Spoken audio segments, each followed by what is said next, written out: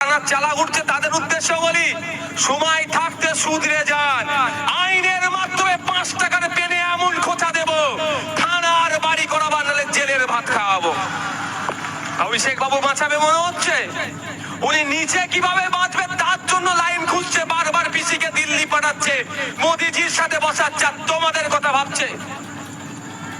উনি বাঁচার জন্য মোদিজির কাছে পাঠাচ্ছেন, আর ইনি ভাবছেন পাড়ার চালানার নেতাগুলো কি ভাবছে বলুন তো, দাদা বাঁচিয়ে নেবে। আরে দায়েরা তো পাড়ার চালানার নেতা। অনুব্রত মন্ডল বীরভূমের বাঘ বলতো তৃণমূল, আজকে বাঘ কোথায় গেছে? হ্যাঁ, কোথায়? বিহার জেলে গেছে। কারোর থেকে যদি কোনো ভয়ঙ্কর জেল থাকে, তৃণমূলের আগামী দিনে বেশ কিছু নেতা ওই জেলেকেই রাখা হবে, দরকার লাগে তৈরি করতে হবে আমাদেরকে ওই জেল। বাঘের জন্য অনেক কথা বলছিল, অনেক মায়া কান্না কাঁদছিল। যখন রাত্রে খবর পেলাম জ্যোতিপ্রিয় বাবুর বাড়িতে ইডি গিয়েছে, দীর্ঘক্ষণ তল্লাশি চলছে, মমতা ব্যানার্জি তখন মনে পড়ে গিয়েছিল জ্যোতিপ্রিয় বাবুর সুগার আছে, বলছে সুগার বেড়ে গেলে বিপদ হয়ে গেলে ছাড়বো না। এখন তো জেলের মধ্যে আছে, কই জ্যোতিপ্রিয় বাবুর একবারও নাম তো মমতা ব্যানার্জি মুখে নিচ্ছেন কি?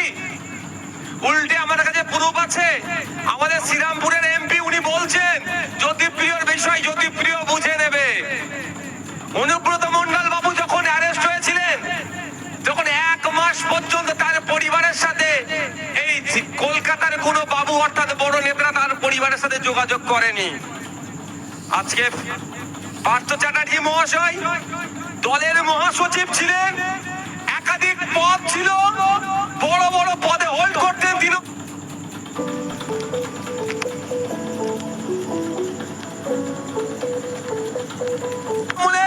তিনি 1 বছরের অধিক জেলে আছে, তার পাশে আর দল দাঁড়াচ্ছে না। যখনই জড়িয়ে যাচ্ছে তখনই দল হাত তুলে নিচ্ছে। আমরাই তো অনেকে একটু ভেবেছিলাম হয়তো শাহজাহান শেখের জন্য একটু মায়া কান্না কাঁদতে পারে, দেখলাম বেশি দিন কাঁদলো না। গতকালই ফিরহাদ হাকিম মহাশয়, তৃণমূলের একজন হেভিওয়েট লিডার ফিরহাদ হাকিম মহাশয় বলে দিলেন শাহজাহান যেটা করেছেন ভুল করেছেন, মানে শাহজাহানেরকেও পাতা কাটতে দল থেকে শুরু হয়ে গেল। শাহজাহানেরটা বুঝে নেবে। শাহজাহান যদি শাহজাহানেরটা বুঝতে হয়, তাহলে আপনার পাড়ার চারানার নেতা এখন আমাদের গাড়ি আটকাচ্ছে, হ্যান করছে, ত্যান করছে, যারা যা অন্যায় করছে, তারা যখন ফেঁসে যাবে তাদের পাশে দল থাকবে তো? শাহজাহানের পাশে দল থাকছে না,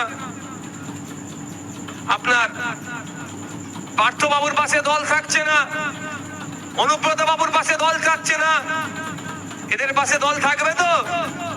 একটু গিয়ে শুনিয়ে দেবেন, আপনাদের একটু জানিয়েও দিই। অনেক ক্ষেত্রে দেখছি আমাদের ছেলেদের নামে অনেক মিথ্যা কেস দিয়ে অনেককে পুলিশকে দিয়ে অ্যারেস্ট করাচ্ছে। পুলিশের প্রতি আমার ব্যক্তিগত কোনো রাগ নেই ভাই, আমার কোনো পুলিশের প্রতি রাগ নেই, আগে জানিয়ে দিই আপনাদের। যেটা বলছি, পুলিশকে দিয়ে অ্যারেস্ট করাচ্ছে, আমি আপনাদের বলে রাখি, ওই আজকের পরে দেখবেন একটু তো ডিস্টার্ব বাড়তে পারে। আচ্ছা, জেল খাটতে প্রস্তুত কার? একটা হাত তুলে দেখান তো। মায়েরা কি জেল খাটবেন না? মায়েরা সবাই প্রস্তুত তো? আপনাদের ভয়টা একটু কাটিয়ে দিই। আজকের পর থেকে হয়তো দেখবেন মিথ্যা কেস দিয়ে পুলিশকে দিয়ে একটু ডিস্টার্ব করাবে শীতকালের সময়। আপনারা দেখেছিলেন কদিন আগে আমাকে কলকাতায় একটা থানায় ডেকেছিল, আমি গিয়েছিলাম, ব্ল্যাঙ্কেট নিয়ে গিয়েছিলাম, দেখেছিলেন তো? আমাকে ভাই শীতটাকে একটু মানে শীত আমাকে একটু বেশি লাগে।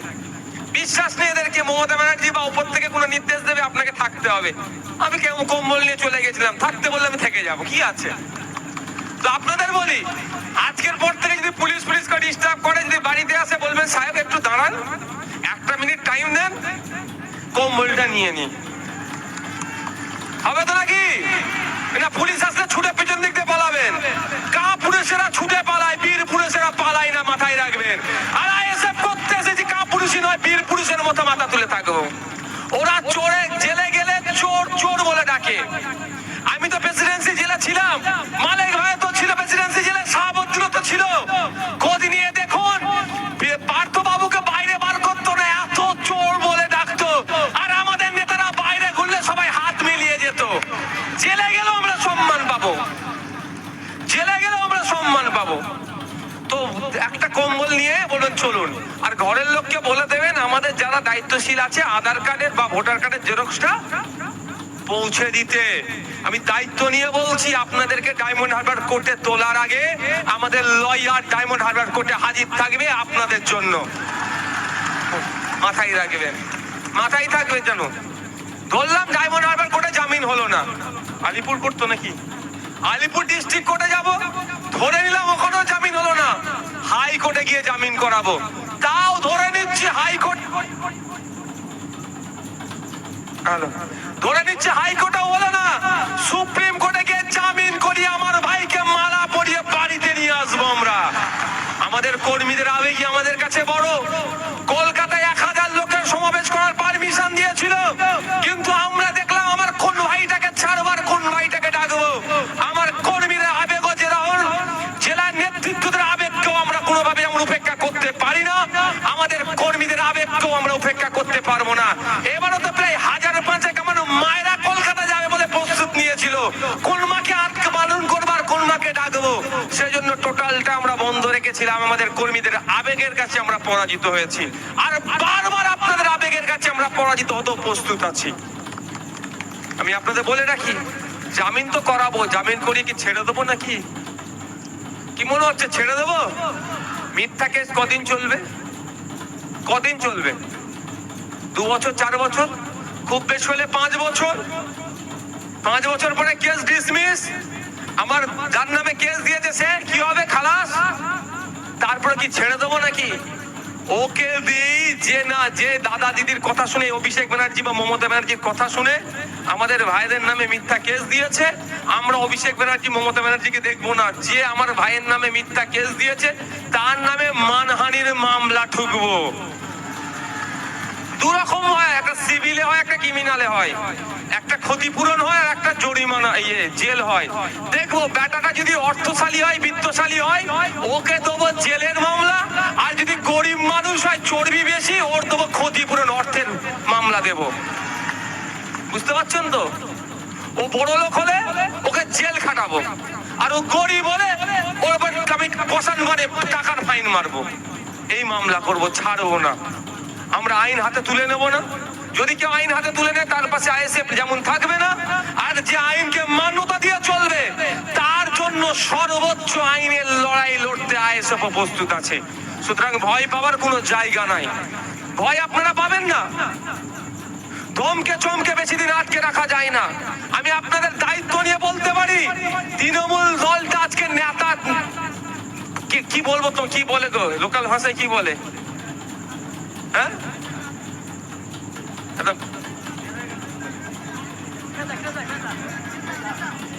পচা নেতার মতো হয়ে গেছে, শুধু পুলিশকে দিয়ে এখন টিকিয়ে রেখেছে।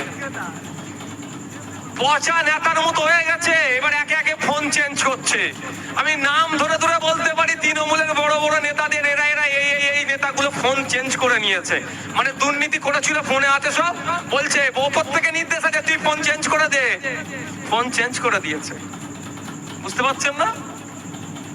শুধু পুলিশকে দিয়ে দলটা টিকিয়ে আছে।